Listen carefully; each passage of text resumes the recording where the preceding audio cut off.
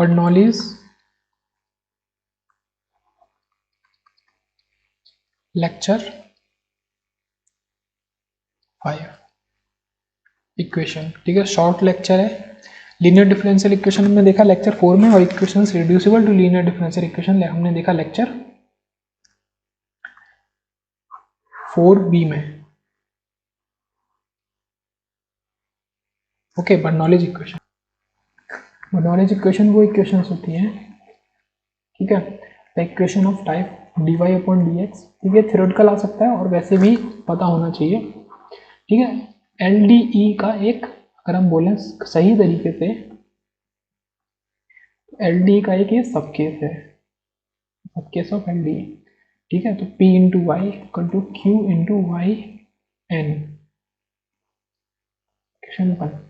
अब यहाँ पे हम अगर सही तरीके से देखें तो चेंजेस क्या है, तो चेंजेस आपका दिस। ठीक है, अगर आप सिर्फ इतनी इक्वेशन की बात करें dy पर dx plus p into y equal to q, तो ये आपका LDE टाइप ए है। और इसमें अगर आप q में y की पावर n को कर दें, ये आपका न्यू इक्वेशन बन जाएगी, जिसको हम बर्नौलीज इक्वेशन बोलते हैं। The equation dy upon dx plus p y equal to q into y की power n where p, q are functions of x is reducible to Leibniz linear equation and is usually called the Bernoulli equation।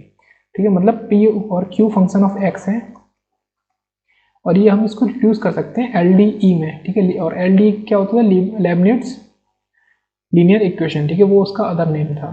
ठीक है, तो function of x है, तो ऐसी equation को हम Bernoulli's equation कहते हैं। ठीक है, अब बात है कि ये तो ठीक है, इसको सॉल्व कैसे करें, टू सॉल्व बर्नौलीज इक्वेशन। हाँ, तो हमको क्या करना है, divide both sides by y n. हमको कुछ नहीं करना, सिंपल y की पावर n से बोथ साइड आपको डिवाइड कर देना, तो y, ठीक है, minus n dy upon d x plus p y 1 minus n equal to q. ये आपकी इक्वेशन 2 बनी। तो आपका इक्वेशन कुछ इस फॉर्म में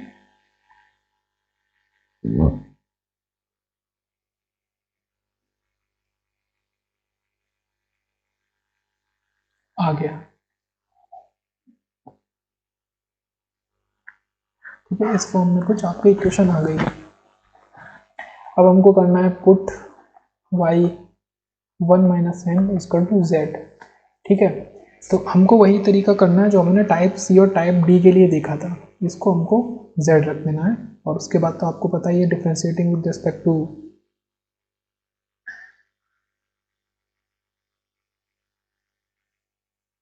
ठीक है, तो आप इसको सब्स्टिट्यूट करेंगे तो आपको फाइनल इक्वेशन आएगी 1 अपॉन 1 माइनस एन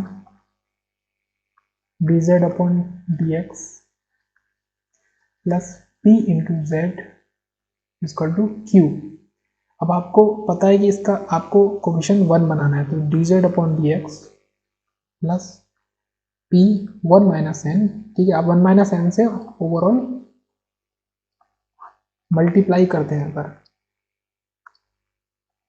पूरी इक्वेशन में, तो फिर आपका ये बन गया equal to q 1 minus N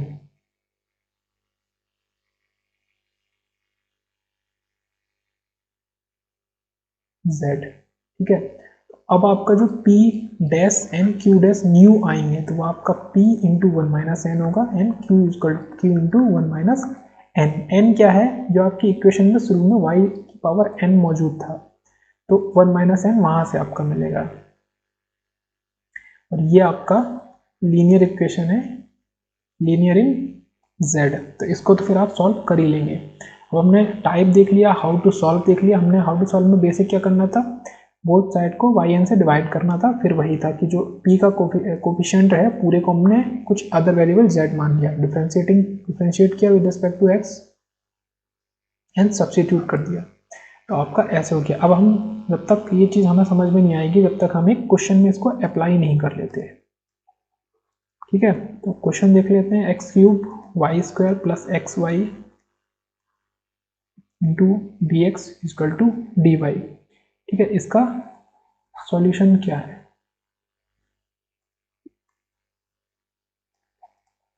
तो हम सबसे पहले तो dy अपॉन dx का फॉर्म बनाएंगे, ठीक है, इसको इधर ले गए तो x cube y plus x y like this.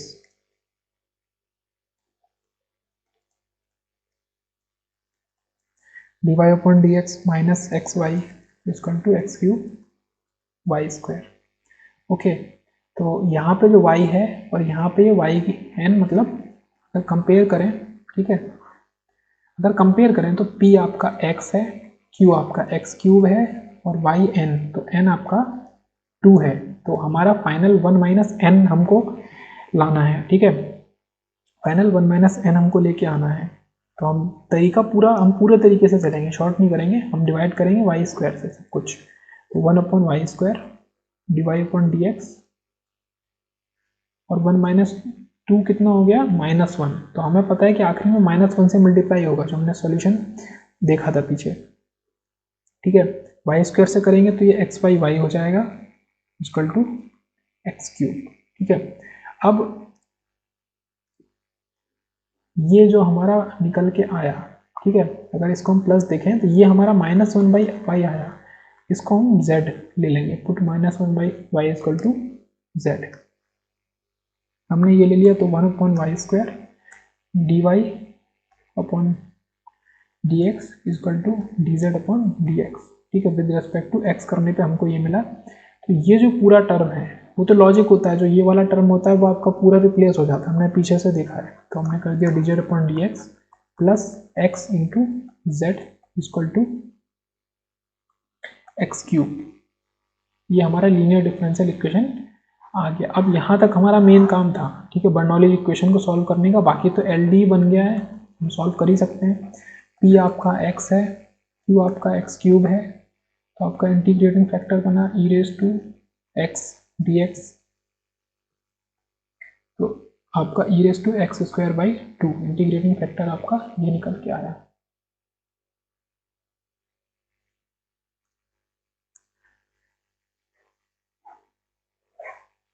ठीक है, इंटीग्रेटिंग फैक्टर ये निकल के आया। तो सॉल्यूशन आपका z into integrating factor, integration of integrating factor into x Q, ठीक है, और प्लस सी। अब हम क्या करेंगे, ऐसे तो सॉल्व होने से रहा ये, हम सब्सटीट्यूट कर लेंगे एक्स स्क्वायर बाई 2 को हम समथिंग टी वेरिएबल मान लेंगे, ठीक है। तो x d x equal to d t, ठीक है, क्यों, क्योंकि अगर इसको हम करेंगे तो ये हमारा क्या आएगा, 2x upon 2 d x equal to d t, ठीक है। तो 2 से 2, तो ये हमारी ये चीज़ आई फाइनल, ठीक है, x d x equal to d t. अब हम सब्सटीट्यूट कर देंगे।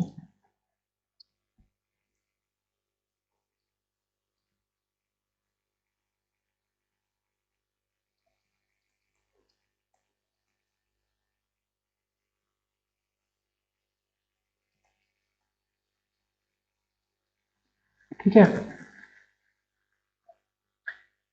आपका ये अगर हम इसको 2 + 1 लिखें,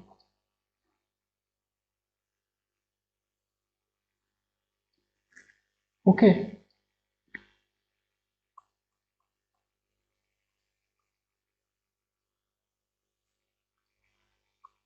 मैं इसको दिखाता हूँ करके। ठीक है, तो आपका एक्स डी एक्स आपका बन गया डी टी, ठीक है, ये हमने टी लिया था तो ये आपका बन गया e raise to t, and x square जो आपका है वो बन गया आपका 2t, because from here x square equal to 2 उधर जाएगी 2t। तो सारे सब्सटीट्यूशन समझ में आ गए, प्लस, ठीक है, सारे सब्सटीट्यूशन हमको समझ में आ गए। अब हमको सॉल्व कर लेना है।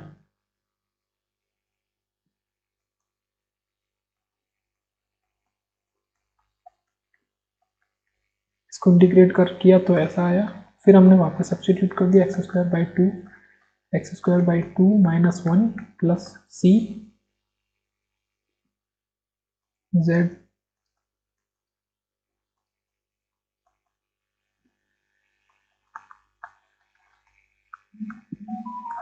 ये कट गया, और सी में तो कोई बात नहीं होती, सी में तो हम कुछ भी कर सकते हैं और कुछ भी हटा सकते हैं।